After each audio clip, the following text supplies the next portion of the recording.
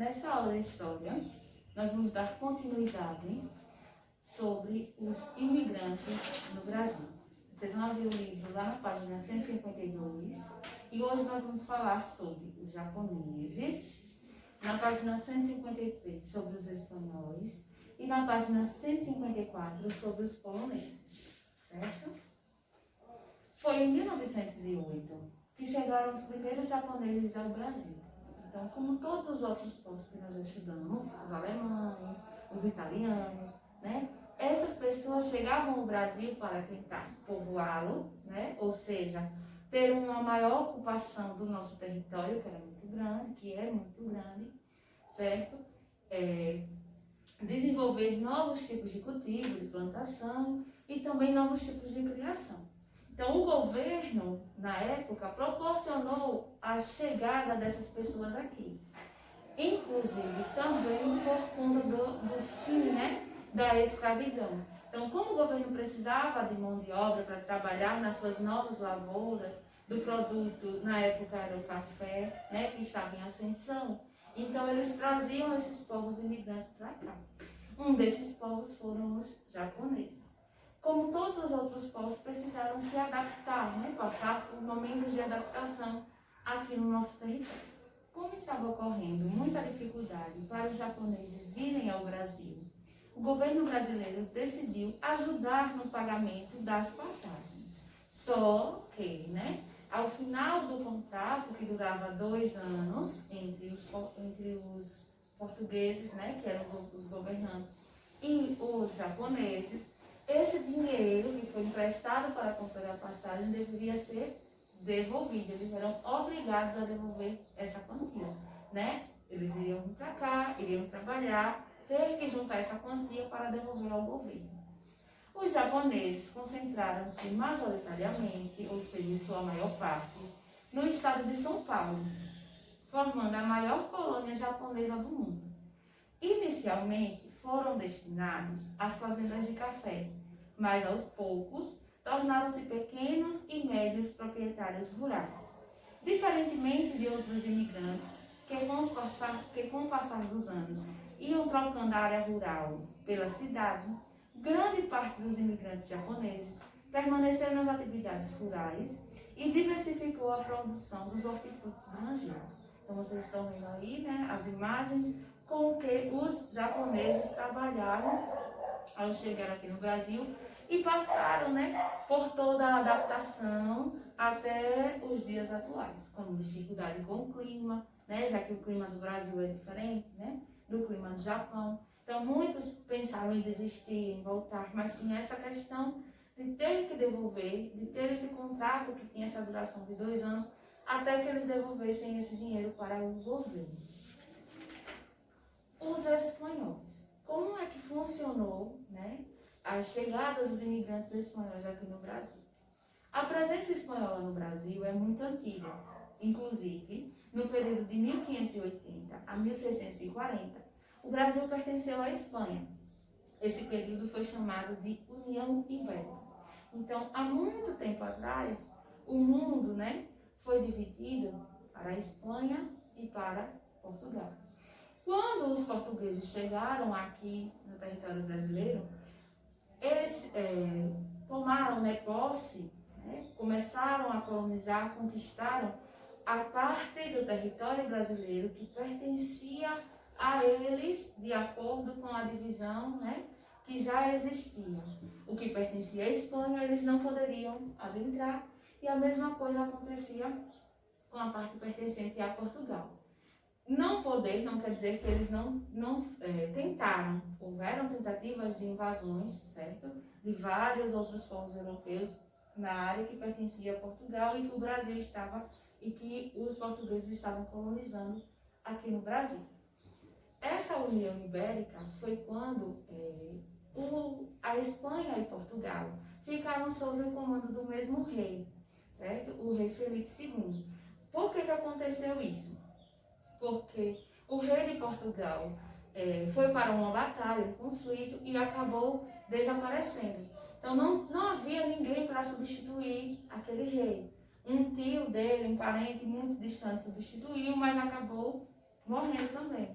E aí o rei Filipe se candidatou ao cargo, foi para Portugal, entrou em conflitos, venceu esses conflitos com outras pessoas e acabou, né, alcançando a coroa portuguesa. Então, Portugal e Espanha passaram a ter o mesmo rei. Como o Brasil era uma colônia de Portugal, ficou sobre o comando desse rei. Mas a administração da colônia portuguesa aqui no Brasil era feita pelos próprios portugueses para evitar certos conflitos. Porém, a grande onda migratória de milhares de espanhóis, né, quando os espanhóis começaram realmente a migrar para cá, sair do seu país para vir para cá, para o Brasil, aconteceu no final do século XVIII, para o trabalho na lavoura de café. Nessa época, chegam os andaluzes e, no segundo momento, catalães, bascos e valencianos. Os espanhóis foram os que mais se concentraram no estado paulista. O censo de 1920, censo é um estudo que levanta a quantidade de pessoas que moram, né, no nosso país, e ele acontece de 10 em 10 anos. Além dessa quantidade, o censo levanta outras características do país, mas o censo vai acontecer de 10 em 10 anos. Então, lá em 1920, certo? O censo mostrou que 78% dos espanhóis que residem no Brasil moravam em São Paulo. Eles estão espalhados, né, pelo Brasil todo, assim como os outros povos, mas 78% da população espanhola que mora no Brasil mora lá em São Paulo. Os poloneses. O Paraná é o estado com maior influência da cultura polonesa no Brasil. Muitos descendentes falam o idioma polonês como língua materna, ou seja, eles conversam, né, entre si usando o idioma polonês. Conhecem o português também, né, a língua portuguesa, mas também conhecem o polonês e conversam entre si usando esse dialeto. A cidade de Curitiba é considerada a segunda maior cidade de imigrantes poloneses no mundo, perdendo apenas para Chicago, nos Estados Unidos. A música e a culinária polonesa são marcas profundas da região. Então, vocês veem aí essa comida, né, que é chamada de pierogi, esse prato que mostra aí ao final da página. Ele é uma espécie de um pastel que ele é cozido primeiro, para depois ele ser, né, ou frito ou assado na manteiga, certo? E dentro dele tem um recheio de batata, de chucrute, de cebola, carne moída, certo? Queijo ou frutas, tá? Vamos lá na página 155 e na página 156 responder a nossa atividade.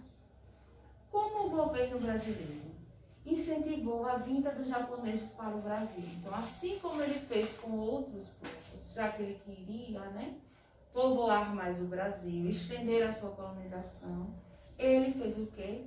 Pagou as passagens do povo japonês para que esse povo viesse para o Brasil.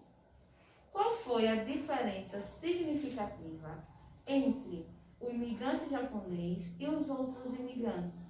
Diferente dos outros imigrantes que partiram para a área de indústria, de comércio, foram mais para a cidade, os imigrantes japoneses permaneceram nas áreas rurais, trabalhando com hortifruti e granjeiro. Qual foi a principal atividade econômica exercida pelos imigrantes japoneses?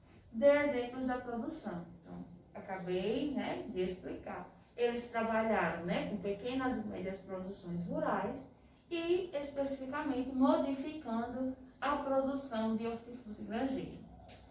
Pesquise e escreva como se formou a União Ibérica. Então, lá durante a explicação, né, eu fui explicando para vocês, mostrando para vocês como foi a União Ibérica, quando, né, Espanha e Portugal tinham o mesmo rei, ficaram sob o mesmo comando. Então foi por conta disso, né? O rei de Portugal foi para uma batalha, né, e acabou não sendo encontrado. Nisso, um tio dele assumiu o cargo, esse tio também acabou morrendo. Várias pessoas se candidataram ao cargo e Filipe II foi para Portugal, venceu alguns conflitos, algumas batalhas e acabou conquistando o trono português, se tornando rei, né, tanto da Espanha quanto de Portugal. Mas isso não implicou no comando, né? Quem comandava, quem gerenciava a colônia portuguesa eram os portugueses. Ele era o rei, mas ele, né, deu essa autonomia para que os portugueses aqui, né, continuassem comandando a colônia. Número 5. Complete. A grande onda, aí vocês vão responder, migratória, é o mesmo que está lá no texto, de milhares de espanhóis, aconteceu no final do século XVIII para trabalho na lavoura de café, relembrando, né, no tempo da escravidão, onde os africanos eram os escravos, né, com alguns indígenas, a lavoura era de cana-de-açúcar. Com o passar do tempo, né, foi se tendo uma ascensão das lavouras de café e também o fim da escravidão. Nessa época, chegaram os andaluzes e, no segundo momento, catalães, bascos e valencianos. Qual cidade brasileira tem a maior colônia de imigrantes poloneses? Colhe uma foto desse lugar no espaço abaixo. Então, vocês vão procurar aí uma foto da cidade de Curitiba, certo? Responde lá na linha da questão número 6. Curitiba, a cidade é Curitiba. E cola uma foto nesse espaço dessa cidade. Acabou.